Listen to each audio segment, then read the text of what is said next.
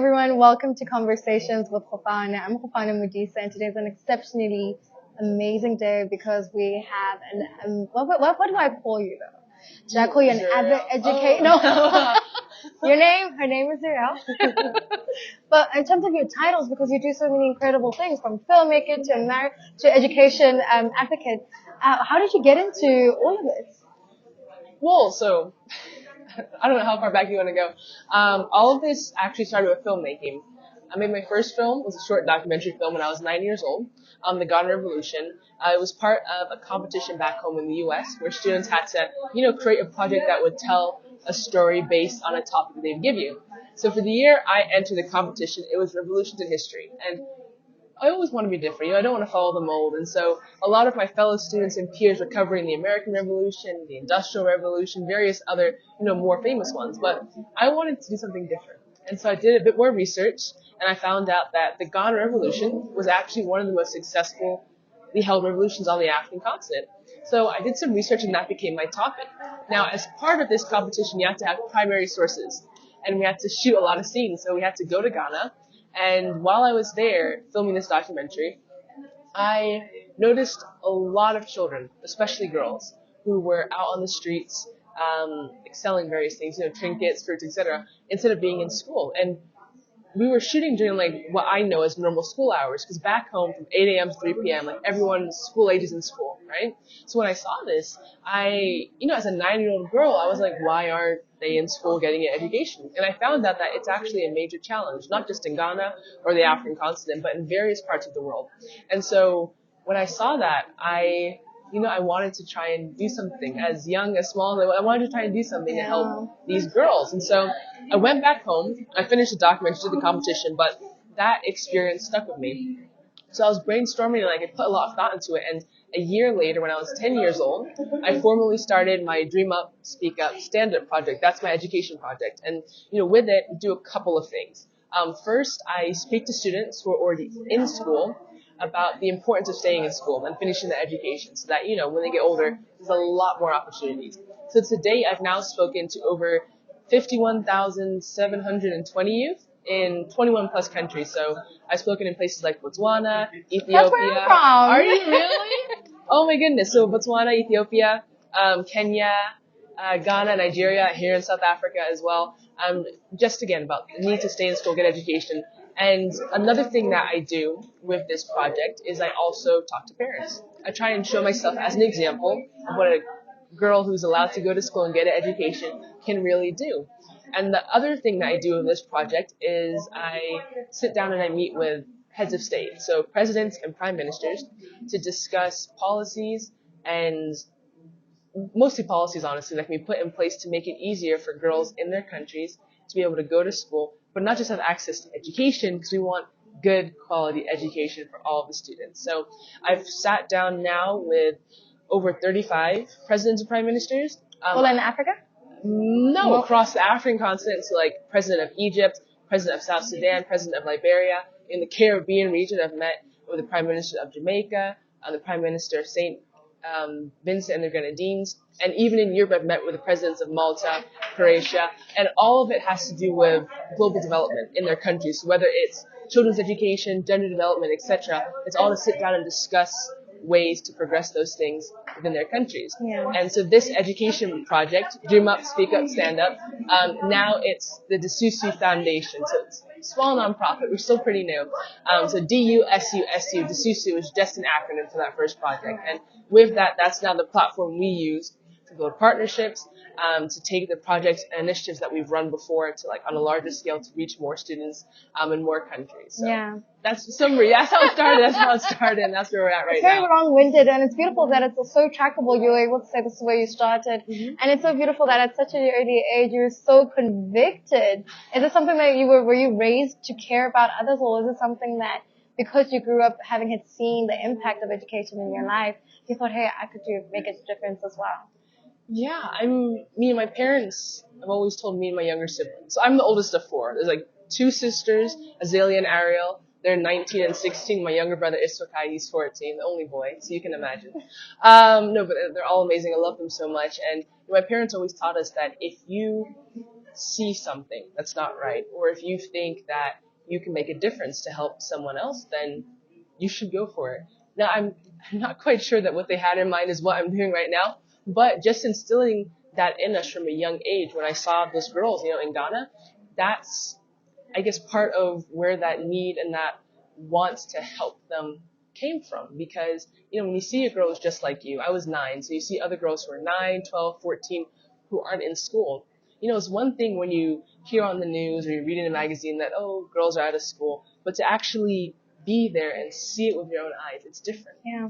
And so that's kind of how it all started. Yeah, and based on all the conversations you've been having with heads of states and even just, I guess, stakeholder involvement and so on, what would you say is the central challenge of our cause? It varies. Yeah, that complicated? It varies. It's not like the same issue in every single country, and it's not even the same solution or approach you'd find. For example, I met with President Felipe Nyusi of Mozambique. I met him back in 2018, so I was 16 years old, and I found out that, according to UNESCO, his country had one of the highest rates of girl marriage on the African continent. And girl marriage, I'm sure you can imagine, is a major barrier to girls being able to go to school and finish education. So I wanted to sit down and meet with him and talk about this. So, I shared about the things I do, as an education advocate, filmmaker, etc. But most importantly, it was to show myself, again, as that example of what girls in his country can do if they're allowed to go to school and get an education. And at the end of that meeting with him, I asked him a very simple question. I said, don't you want the girls in your country to not even just do what I'm doing, but do even greater than I'm doing? Right? How do you say no to that? Right. And so, it was a lot of conversation, and with the help of many other voices, 16 months after that first meeting, Mozambique formally outlawed girl marriage in the country. But that's one challenge and that's one solution to it. But across the African continent, if it's not girl marriage, it's economic reasons, financial reasons, right? And part of it, I guess, like the overarching thing is just how society chooses to rank or compare boys and girls, right? A lot of times when it comes to schooling, most boys are allowed to go to school, get education. It's the girls who are held back, right? And so I think if you want to, it's not just one, challenge, like I said, but if you want to attack the overarching thing, it probably is, as a society, we have to, reshape how we treat our girls. Girls can achieve literally the same thing that boys can, right? A boy can be an astronaut, a girl can be an astronaut. We just saw on stage, right? And so I think it's just, making sure that we're empowering our girls and telling them that they can literally do anything they put their minds to. But then it's also on society and their communities to support them through those endeavors. And how have you seen or used the tool of film to drive change? So with my filmmaking, usually I'm trying to tell either positive stories, just to bring a bit more light into the world. Yeah. I'm trying to tell untold stories to bring awareness to things that, maybe the news isn't always covering. And then I also want to use it to highlight issues that I'm passionate about. The biggest one, for example, being the issue of out-of-school girls. And, the way social media is now, right? You don't even need like a big studio, big, production crew or anything. You just need a phone and an idea, or a phone and a message, or something that you want to get across to whoever your viewers are. And I was just talking about it a bit earlier. Someone was asking me, when you're young and you want to get into film, it can be challenging because of X, Y, and Z. And again, there's challenges in anything, right? No one said anything was ever easy. But I truly do believe that, my generation and the future generations to come, just because we've been raised with so much technology and access to so many different platforms that, really, you have a phone, you have a lens, you have, a voice, you can use it to tell a story from your perspective, from our perspectives, right? And to tell a narrative about your community, about you, about your country, but just something that when it gets out there, when your message reaches millions across the world, it truly can drive change and make a difference. 100%. You're so passionate about it and just kind of oozes out of you. It's something that cannot be denied. And I think it's so beautiful. But I think in closing, I just want to know, how do you, as an individual, how do you measure the impact that you've made? I know that impact tends to be a bit of a fluid term because some people use, different types of metrics. Some use numbers. I mean, you got the stats all set out and all of that. You've mentioned contributing to ensuring that child marriages in a certain country would completely dissolve. So when you look at the impact that you could make or the impact that you do want to make or have made, what do you look at? That's a good question, and it's one of those things because that's kind of along the lines of like what's your like, legacy, like what are you leaving behind? And I was asked that question before. First of all, I think I'm too young to be thinking like legacy that far ahead, but like even with that legacy, like I choose to look at it as how we live our day to day. Legacy, if you like say for example, 20 years from now, what are people going to look back on?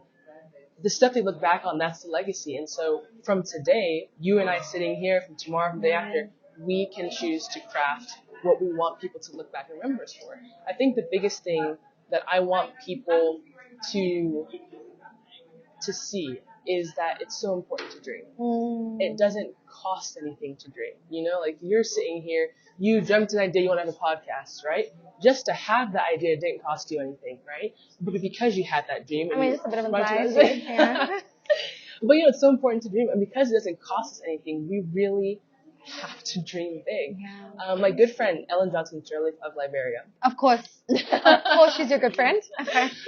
She's an amazing woman, and she once said that if your dreams don't scare you, then they're not big enough. Yeah. And so I think from this day going forward, I want to keep dreaming. Yeah. I want to dream those big dreams, and I want to encourage others to also dream big dreams because if you dream big enough, right, your dreams will not only positively impact yourself, impact your family, your community, but it can impact the whole world.